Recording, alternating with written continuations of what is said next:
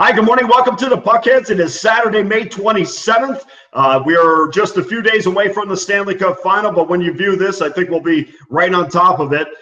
Game one between the Pittsburgh Penguins and the Nashville Predators, and as always, on the Puckheads, I have Andrew McGinnis to give his thoughts and breakdown of Game 1 of the Stanley Cup. And Andrew, when you're first looking at this series and the series price came out, I think both of us in the previous video didn't love how much juice you would have to lay with the Penguins, even though we both like Pittsburgh. What about in Game 1 when you break it down to a single entity? Is that a little bit more attractive to you, or are you just going to stay away from the side and see how these two teams play out in Game 1?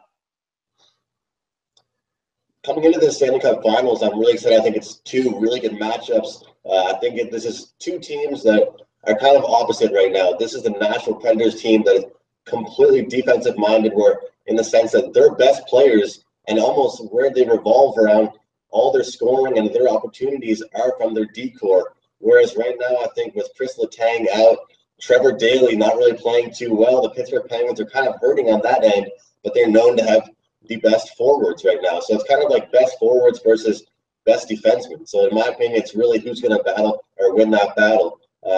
Right now, I just think the juice is still too much in the Pittsburgh Penguins. You and I mentioned, like you said, on that series price, it is pretty high. Nashville isn't really getting as much respect. So, I mean, if you're interested in leading Nashville, Game 1 might be a good idea to jump on them because, again, I think that the rest for them will work in their favor. Although people are saying Pittsburgh is going to be coming in fired up because they're ready and they're ready to go because they just played a game just a couple days ago. Meanwhile, the Nashville Predators have had quite a bit of time off. But I think for right now, I'm going to just pass on the side for this Game 1. But like I say, if you like Nashville in this series and you're thinking about them in Game 1, this might be the time for you to take them because I think the rest will work in their favor. Yeah, and I typically stay away from Game 1s of series because you never know how the residue of the previous game is going to affect the next series going forward. Like, for instance, like you mentioned, the rest for the Nashville Predators, how does that affect them? Does it affect them positively or negative?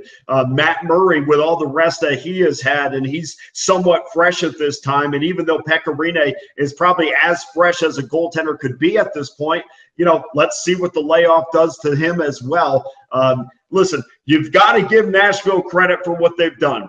They've gone through arguably at the time, the Western Conference champions in the Chicago Blackhawks. Then they went and played a heavy St. Louis Blues team. And now that they're going to have to play a finesse type series, I believe, because let's see what Pittsburgh brings as well, because, I've seen, and I think we all think that Pittsburgh is this finesse team, but I've seen them bring the heat a little bit as well. I think they do it a little bit less with the amount of injuries that they've had, but it's going to be very, very interesting to see how the Penguins attack the Nashville Predators blue line, which is really where their offense comes from.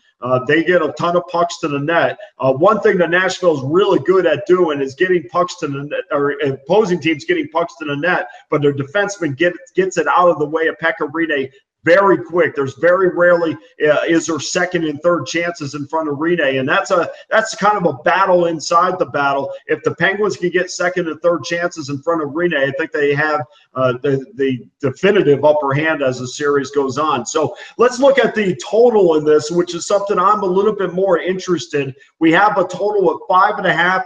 The under is minus $1.35. Andrew, where do you side on the total? I am liking the under 5.5. I think it's a good spot in that Game 1. I think it's two goalies, Pekka Rinne and Matt Murray, that are playing very well. Like you mentioned, both goalies actually do have quite a bit of rest. Of course, Matt Murray coming in relief of Marc-Andre Fleury, and Pekka Rinne having a couple days off. Just looking at this matchup for a second, it's a little bit of a change from the Ottawa Senators, from the Pittsburgh Penguins playing the Senators, moving on to the Predators, because the Predators do play a fast-paced game. But it's different because with Johansson out now, they're going to be probably relying on just spending a lot more time in the opposing team's end and trying to cycle things around and end up with that puck on Subban's stick, on Ellis's stick to try and get a slap shot through the blocks and stuff like that. So with that being said, though, I just think that Murray and Rene are just way too strong for this game to have 6 goals allowed. It just doesn't make any sense to me, and I think this under 5.5 is a very strong play for game 1.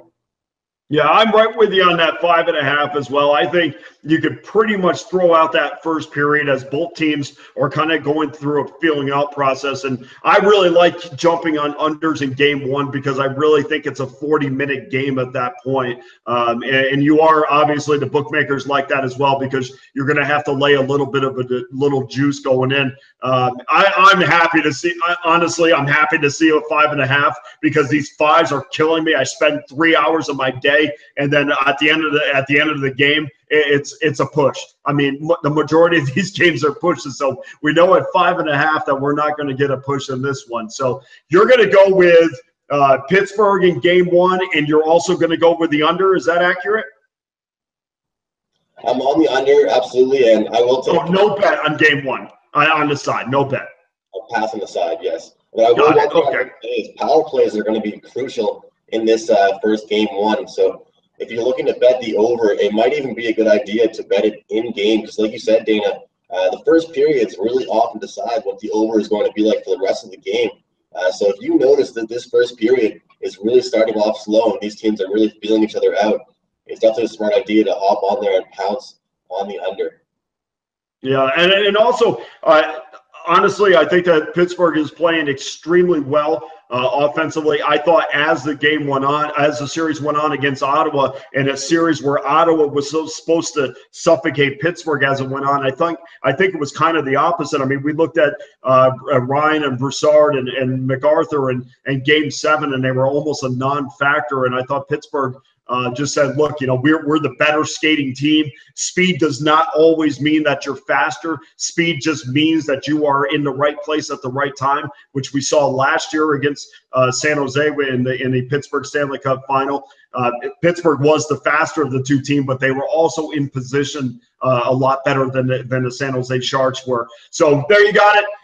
Game 1, you're going to stay away from the side. I'm staying away from the side as well. We're both on the under. No controversy in game 1. We'll see what we can do with game 2. But thanks for your input, and best of luck for you in game number 1, starting on Monday at Pittsburgh, Pennsylvania. Hey guys, thanks for tuning in to our channel. Now, we've put a lot of work into producing all these free videos, so please help us out and keep all our content free for you forever by simply liking, sharing, commenting, and subscribing. Now, not to mention, a visit to our industry-leading website will warm the hearts of all our SBR employees, especially myself. Now, the links are over there to the left, so do check those out. Thanks for watching.